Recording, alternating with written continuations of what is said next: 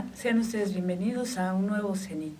Un gusto saludarlos como siempre y esperemos que en esta ocasión se quede con nosotros. Vamos a hablar sobre investigación educativa. Y para ello nos acompaña la doctora Patricia Serna. Mucho gusto, ¿cómo está? Buenas tardes. Muy bien, Margarita, mucho gusto de saludarla. Su investigación en educación, que es muy amplia, uno de los aspectos que ustedes están abordando es etnomatemáticas. ¿De qué estamos hablando?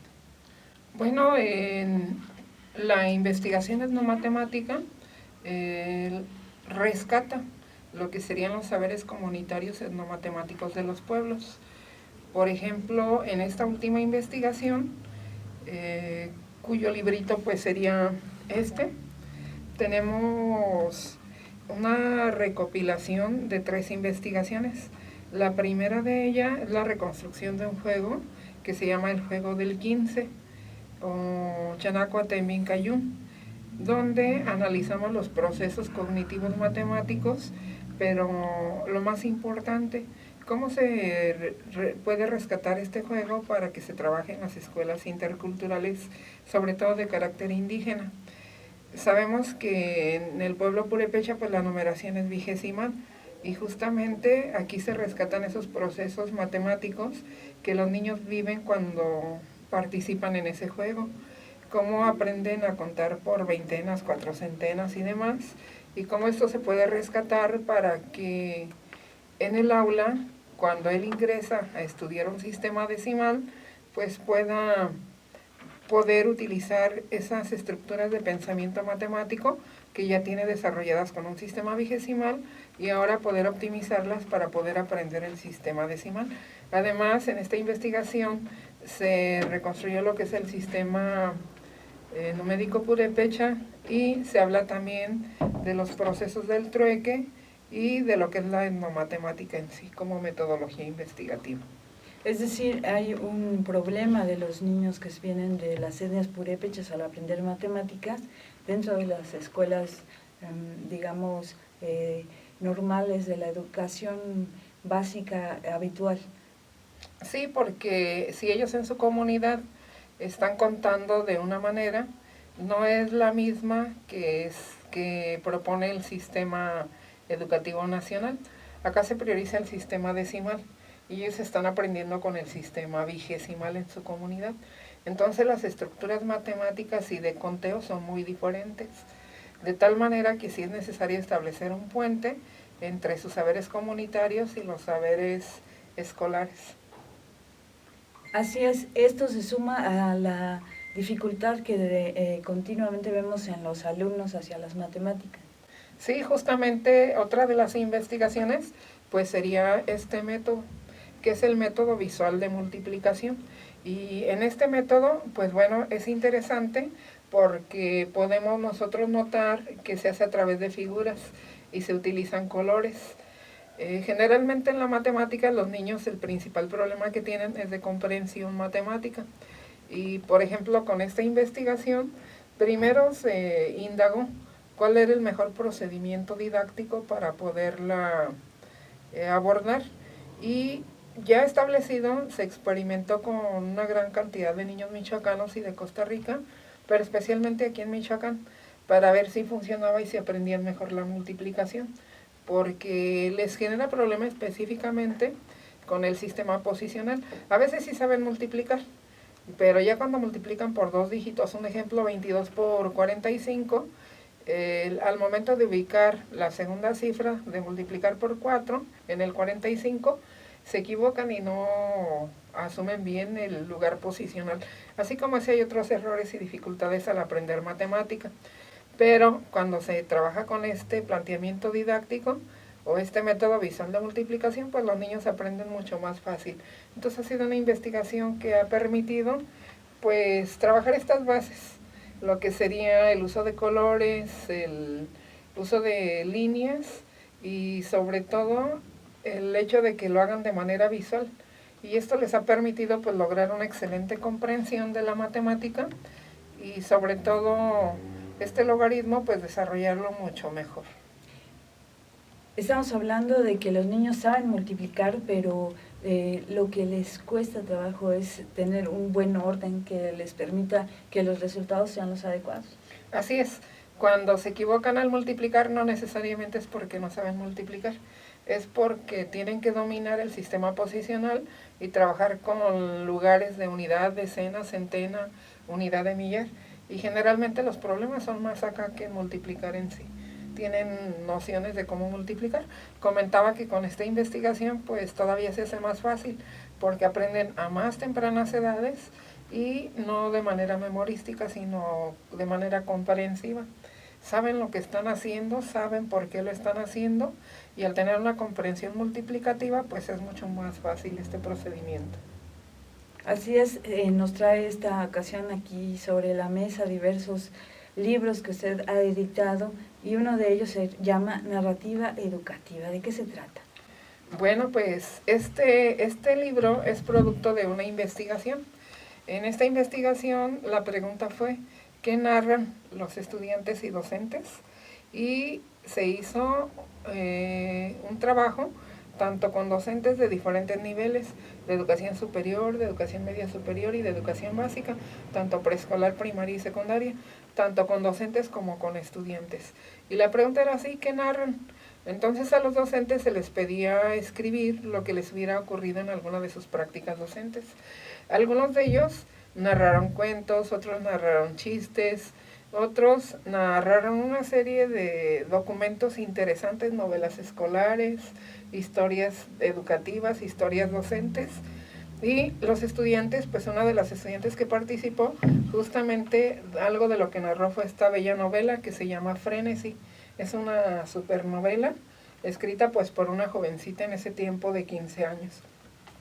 Igual descubrimos que los niños, que los jóvenes, que los docentes tienen una cantidad de cosas que narrar y se basa justamente esta investigación en un autor que se llama Jerome Brunner, el cual trabaja lo que es el pensamiento narrativo. Él establece que los seres humanos tenemos dos tipos de pensamiento, uno que es el científico y otro que es el narrativo, de tal manera que sustenta que diariamente lo que más usamos es el pensamiento narrativo. Narramos lo que nos ocurre, lo que vemos, lo que vivimos, lo que sentimos, y una manera de rescatar y producir conocimiento de lo que ocurre en educación justamente es sobre narrativas educativas. Y de este se derivó otro libro. Este se llama Narrativas Psicológicas Compartiendo Nuestro Psique. Este se hizo exclusivamente con jóvenes de psicología en la Facultad de Psicología, y la pregunta también fue qué narran los estudiantes universitarios de la Facultad de Psicología de la Universidad Michoacana de San Nicolás de Hidalgo. Y entonces encontramos pero una gama exquisita de narrativas que ellos hacen sobre el amor, sobre el duelo, sobre cómo se sienten ante una toma, sobre cómo se sienten al ingresar a la universidad, los procesos de desadaptación que viven, el alejamiento de su familia, el hecho de dejar su pueblo y venirse a estudiar, o también ya una serie de cosas que acá ya comparten, como la intensidad de tareas. Entonces es un tipo de investigación que a través de la narrativa permite develar una serie de fenómenos y acontecimientos que están ocurriendo en el aula, cómo los está viviendo el estudiante, cómo los está percibiendo, cómo los está sintiendo. Entonces es un libro también que fue producto de una investigación durante un semestre, y que, bueno, data de unas narrativas muy exquisitas, además, de una manera muy cautivadora que tienen de escribir. Y esto pues quita el mito de que los estudiantes no escriben, escriben y escriben en abundancia. Justamente le quería preguntar si estas narrativas son escritas o son orales. ¿Cómo fue que fueron recopilando ustedes estas formas de escribir o de hablar? Bueno, pues en la metodología de investigación se planteaba tener sesiones comunes donde se les invitaba a asistir y narrar, pero no había predeterminado un tema, sino cada quien narraba sobre el tema que quería.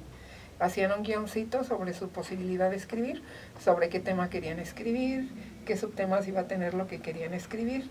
Cuando terminaban su narrativa, la leían al equipo donde ellos estaban, porque se trabajaba en equipo. Entonces al leerla, los demás les hacían comentarios, les hacían preguntas, y ellos volvían a regresar a reescribir. Y esta segunda versión tal cual se retoma aquí. Por supuesto que ya después se hace un análisis detallado de qué es lo que contenía cada narrativa, para saber sobre qué temas hablaron, cuántos hablaron sobre esos temas, buscando la significatividad de aquellos elementos o eventos que les resulta tanto más importante al docente como al estudiante dentro de su quehacer y su práctica docente diaria. Nos platicaba también que parte de la investigación y de su pues ya larga vida en este ámbito que es la investigación en educación tiene que ver con enseñar a las personas a investigar, en específico a los maestros y a los estudiantes que están futuros, van a ser los futuros maestros, cómo enseñarles a investigar. Sí, justamente esta revista que publicó la Secretaría de Educación con la Universidad Pedagógica Nacional es de 1996. Ya desde aquella época planteábamos un colectivo de investigación que se denominaba TEBES, y este significa la transformación de la educación básica desde la escuela. Entonces, en esta revista eran así como pequeñas simientes de lo que los profesores escriben. Por supuesto que tenemos más investigaciones de eso, y cada colectivo planteaba una investigación, pero la planteaba desde qué problemas tienen en su práctica. Por ejemplo, si alguien sentía que sus alumnos no aprendían bien la elaboración de los mapas, pues justo era su objeto de investigación. Y a esta modalidad o corriente investigativa se le llama investigación desde la escuela. Y bueno, mi papel con estos colectivos era justamente apoyar su formación investigativa. Cómo manejar bien los sistemas de citación, cómo acceder bien a las bases de datos de manera más puntual y rápida, cómo manejar bien las tecnologías para investigar, etcétera.